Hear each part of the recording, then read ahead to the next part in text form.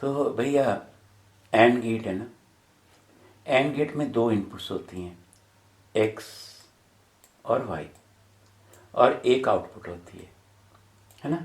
जो हमें ना एंड गेट का मतलब है कि जैसे कोई भी गेट है तो गेट का लॉजिक क्या होता है कि कुछ बंदे आ रहे हैं ना, तो वो गेट से पास होके जाएंगे। अब गेट यदि लॉजिक लगा दे कुछ कि हमने तो उन लोगों को ही बाहर जाने देना है जिनकी हाइट 6 फीट होगी, तो इसे कहेंगे कि ये एंड गेट का लॉजिक बन गया, है ना। मतलब इसने कुछ फिल्टर कर दिए, फिल्टर लगा दिए यहाँ पे। पर यदि गेट पे कुछ फिल्टर लगा दिया जाए तो उसका लॉजिक हो जाता है। तो ये एंड गेट का इसका अपना लॉजिक है। लॉजिक पता क्या है इसका? यदि यहाँ सिग्नल नहीं होगा, यहाँ सिग्नल नहीं होगा, तो यहाँ कुछ भी नहीं होगा, फिर 0 0 का 0। और यदि यहाँ 0 हो गया, यहाँ 1 हो गया, एक जगह सिग्नल दे दिया, तब भी आउटपुट वो नहीं देगा। अब यहाँ सिग्नल दे दो, यहाँ ना दो, तब भी नहीं देगा। और कब देगा? जब 1 1 दोनों जगह होंगे, यहाँ भी सिग्नल होगा, यहाँ भी सिग्नल होगा, तभी यहाँ पे आउटपुट आएगी। मतलब एंड गेट में ना आउटपुट तब आती है जब दोनों जगह इनपुट रहेगी। एक जगह भी इनपुट जी है 0 हो गई ना, तो आउटपुट नहीं होनी है। ओके, तो जब दोनों इनपुट्स हाई होंगी, 1 होंगी, तब भी आउटपुट आएगी। ये एंड गेट का लॉजिक है। सो 0 1 का 0, 1 0 का 0 और 1 1 का 1।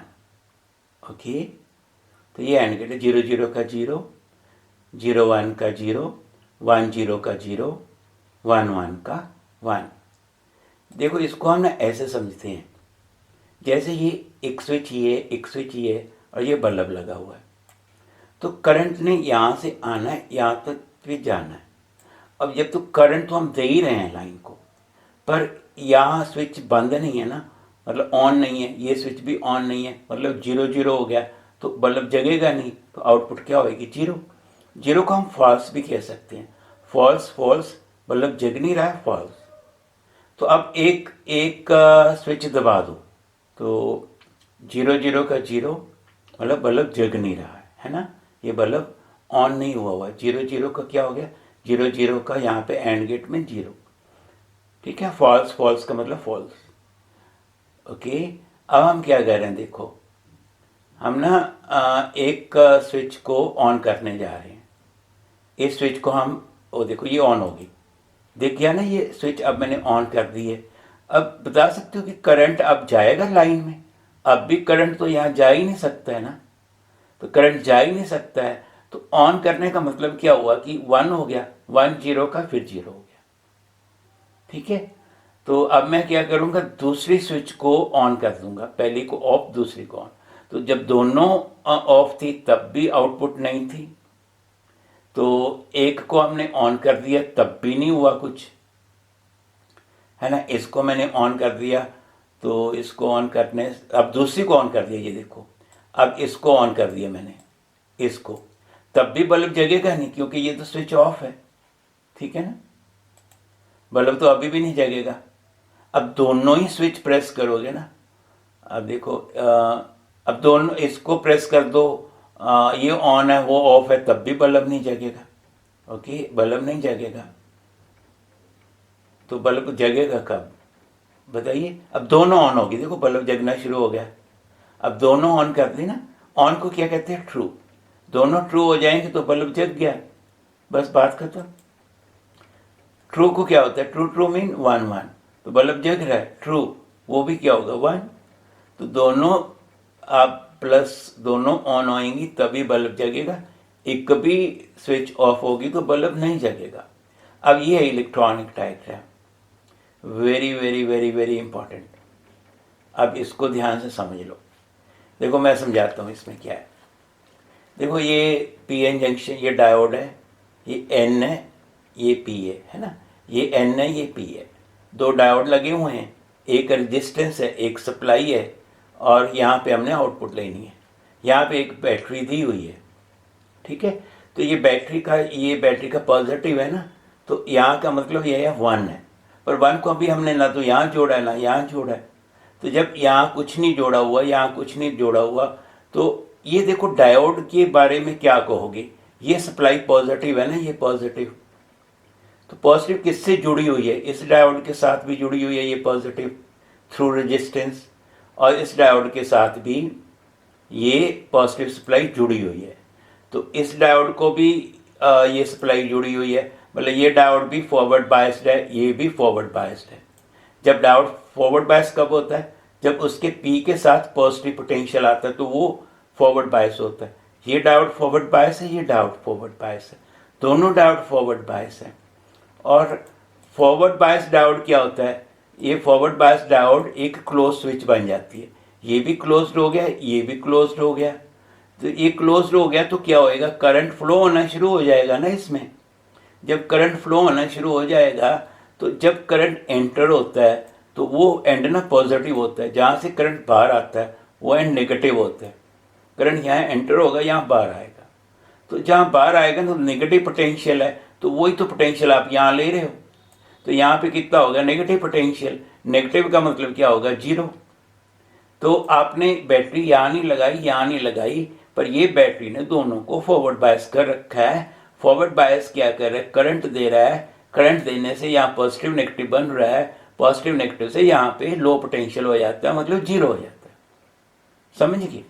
आगे देखो, देखो मैं एक बैटरी को यहाँ लगा देता हूँ। अब जब ये बैटरी मैंने यहाँ लगा दी तो अब ये पॉजिटिव एन पे आपने लगा दिया, ये पॉजिटिव जब एन पे लगेगा ना तो ये इसको बंद कर देगा, रिवर्स बायस कर देगा। पर अभी ये डायोड तो फॉरवर्ड बायस है ही है, इस बैटरी ने इसको फॉरवर्ड बायस कर रखा है, तो करंट फ्लो अभी भी करेगा, करंट फ्लो करेगा, अभी भी माइनस होगा, तो मतलब अभी भी जीरो ही होगा। ठीक है, देखो आगे चलो। अब मैं ये बैटरी यहाँ लगा देता हूँ तो ये डायोड ऑफ हो जाएगा, क्योंकि इस प्लस ने इसको रिवर्स बायस कर दिया। पर ये फॉरवर्ड बायस है डायोड, इस रेजिस्टेंस के थ्रू, बैटरी के थ्रू करंट अभी भी फ्लो करेगा, फिर ये पॉजिटिव होगा, ये नेगेटिव होगा, मतलब ये लो पोटेंशियल पे आ जाएगा। लो पोटेंशियल मतलब कितना होगा, जीरो हो जाएगा। ठीक है, तो लास्ट क्या है, मैं ये बैटरी यहाँ भी लगा देता हूँ, यहाँ भी लगा देता हूँ, तो ये डायोड भी बंद हो गया, ये डायोड भी बंद हो गया। करंट इसमें चल ही नहीं रहा है, रेजिस्टेंस में तो करंट चल ही नहीं रहा है। जो ये वाला वोल्टेज होगा ना, जितना भी है वही वोल्टेज इस पॉइंट पे होगा, क्योंकि करंट ही नहीं है। यहाँ पे और यहाँ पे पोटेंशियल एक जैसे होंगे, मतलब यहाँ पोटेंशियल कितना हो जाएगा, 1। तो जब आपने ये बैटरी यहाँ लगाई, ये बैटरी यहाँ लगाई, मतलब 1 यहाँ हुआ, 1 यहाँ हुआ। इस बैटरी ने दोनों को बंद कर दिया, करंट नहीं चल रहा है, तो आउटपुट जो है ये वाले वोल्टेज यहीं पे आ जाएगी, आउटपुट हाई हो जाएगा। सो 1 1 का 1 हो जाएगा। ओके, समझ गए ना, ये है इसका इलेक्ट्रॉनिक ऑपरेशन।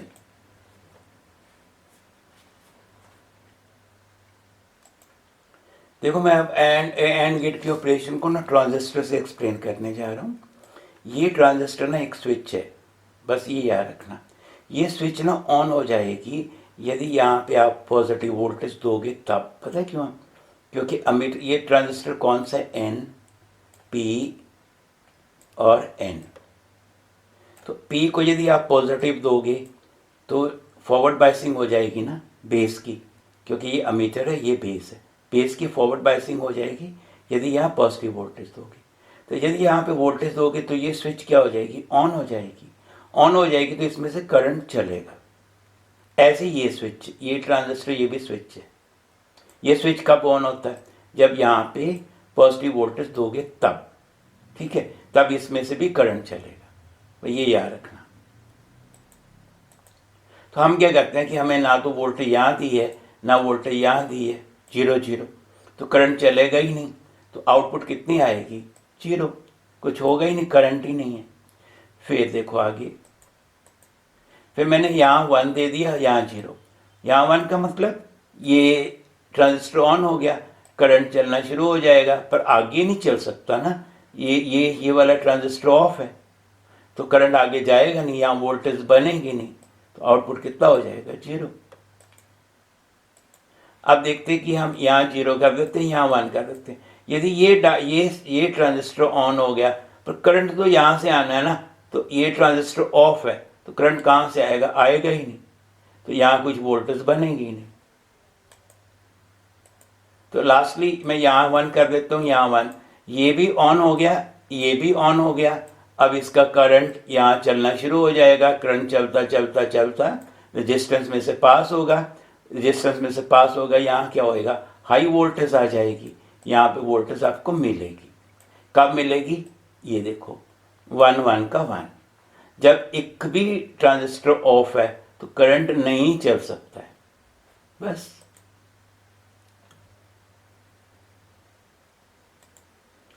देखो ये एंड गेट है, 0 0 का 0, 0 1 का 0, 1 0 का 0, 1 1 का 1। और ये बुलियन एक्सप्रेशन है, क्यू मीन आउटपुट, ए डॉट है ना, इसको डॉट नहीं कहना, इसको कहना है, इस डॉट को कहना है and, A and B. Okay, symbol हो गया बुलियन ये बुलियन एक्सप्रेशन है, ये ट्रुथ टेबल, इसे बोलते हैं ट्रुथ टेबल। ठीक है, ये बुलियन एक्सप्रेशन है, ए एंड बी, डॉट नहीं कभी भी कहना, इसको एंड कहना है, ए एंड बी। देखो इसमें 3 इनपुट्स हैं, 3 इनपुट्स के कॉम्बिनेशन क्या बनते हैं, देखो याद रखना, पहले 4 0, फिर 4 बार 1, फिर 2 0, 2 बार 1, 2 0, 2 बार 1, फिर 0 1 0 1 0 1 0 1। अब देखो एंड गेट तभी हाई देगा जब सारी इनपुट हाई होंगे, तो ये सारे आउटपुट 0 हैं, क्योंकि इसमें से एक ना एक इनपुट 0 हो रहा है, तो आउटपुट 0 ही बनी जा रहा है। तो आउटपुट 1 बनेगा एक केस में जब सारे इनपुट हाई होंगे, तो इसको क्या कहेंगे, A and B and C, it is Q, Q mean output equals to, ये बुलियन एक्सप्रेशन हो गया और ये उसका ट्रुथ टेबल हो गया। देखो ये मल्टी इनपुट एंड गेट्स है, यहाँ पे पहला एंड गेट है, 2 इनपुट्स हैं, ये देगा ए एंड बी, ये 2 इनपुट्स हैं, ये देगा सी एंड डी, ये एंड गेट है, ये देगा ई एंड एफ। तो आगे फिर एंड गेट आ गया, ये आउटपुट क्या देगा, ए एंड बी, एक तो ये होएगा ए एंड बी, है ना, ए एंड बी ब्रैकेट में, फिर एंड मतलब ये वाला सी एंड डी, ये मैंने यहाँ लिखा हुआ है, A and B and C and D and last वाला ई एंड एफ, यहाँ से वो आएगी आउटपुट। तो मल्टी इनपुट एंड गेट्स है, C and D E and F, और तीनों एंड यहाँ बन गए, और एंड बनने के बाद क्यू का ये रिजल्ट आ जाएगा। ठीक है, समझ रहे हो कि नहीं समझ रहे बताओ। अब ये ना एक आईसी है, इस आईसी में 4 एंड गेट लगे हुए हैं, 4 को कहते हैं क्वाड, और 2 input and gate. Okay, quad 2 inputs and gate. देखो इसमें इनपुट 2 इनपुट एंड गेट, देखो इसमें दो एंड गेट जो है, ये सारे एंड गेट जो है इनमें 2 इनपुट्स हैं, A1 B1, तो उसका आउटपुट मिलेगा Q1। ये पिन्स होते हैं, 1 2 पिन में इनपुट होगी और यहाँ पे आउटपुट आएगी 3 पिन पे Q1, 4 और 5 पिन जो हैं उस पे इनपुट आएगी, 6 पे आउटपुट होगी, 7 पॉइंट जो है ये ग्राउंडेड है। ऐसी इसमें 9 और 10 में इनपुट है, 8 में आउटपुट मिलेगी। इसमें जो है 12 और 13 में क्या है इनपुट, और 12 और 13 पे इनपुट है, 11 पे आपको आउटपुट मिलेगी, और 14 पे हमने सप्लाई दी हुई है VCC। तो इसे ये है एक IC 7408 वाला। ओके, समझ गए हो ना, बस इतना ही समझना है, और जो चीज़ नहीं समझ आएगी मुझे पूछ लेना, आप कमेंट्स बॉक्स में लिख सकते हो, कोई प्रॉब्लम नहीं है। मेरा फ़ोन नंबर नोट कर लो, 9881692226। Okay, thank you very much.